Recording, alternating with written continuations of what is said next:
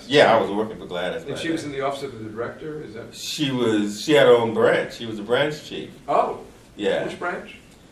Statistics and something. What was the other name? What was the name of my section, right? I can't remember. I'll find out from her. Yeah, right. And so she was on my case, you know. So how are we doing with that dissertation, Bill? Blah, blah, blah. When are we going to talk about it again? Blah, blah, blah.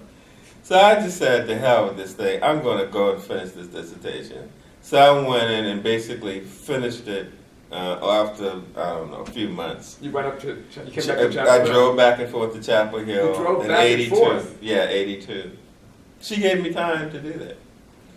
That's when I remember seeing you in the student room working away. Yeah, right, because I had Gladys on my back, you know, and was Omran helping you or holding you back? Of course, no.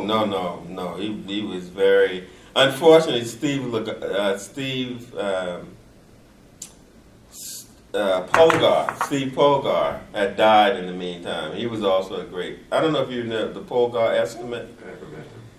Steve Polgar was also an anthropologist, and he was one of the people who developed I think it's called a GSP or something like that, or P something, estimate the family planning uses to estimate the need for family planning services. That was Stephen Polgar. Was he in bios or? He was in anthropology. Oh, here at UNC. And he was on your committee. He was on my committee.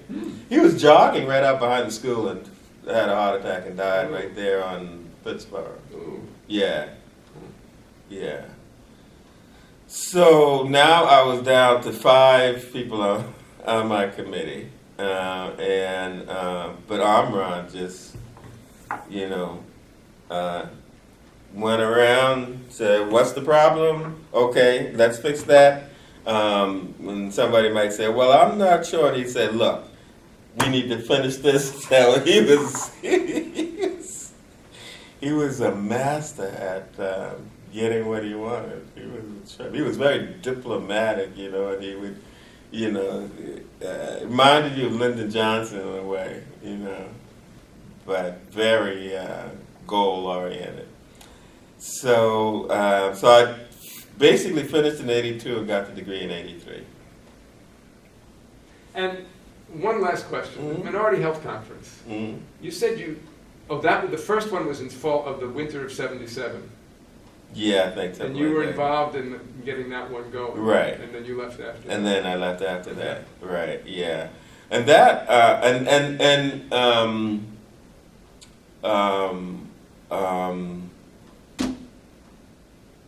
the guy, what was his name?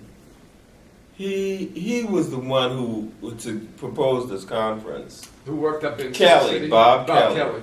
Bob Kelly proposed, but then never did anything to get it off the ground. And I just said, well, let's just do it, But in the end, while I may have been, pushing for it, as it was the work of Jeannie and Vicky and Ethel, and the women did all the work. The women. Yeah, right. We took all the credit, but they did all the work. And then Jenny changed the whole thing.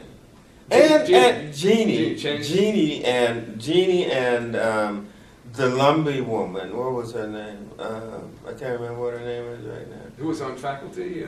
No, she was a student.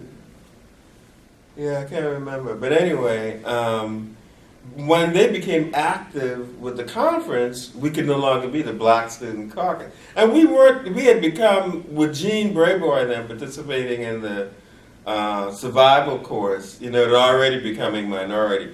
But it became really clear that we needed to change from the Black Student Caucus to the Minority Student Caucus.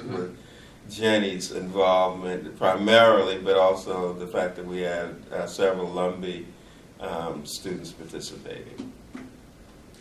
Well, I've taken a lot of your time. It's been fascinating to hear these stories.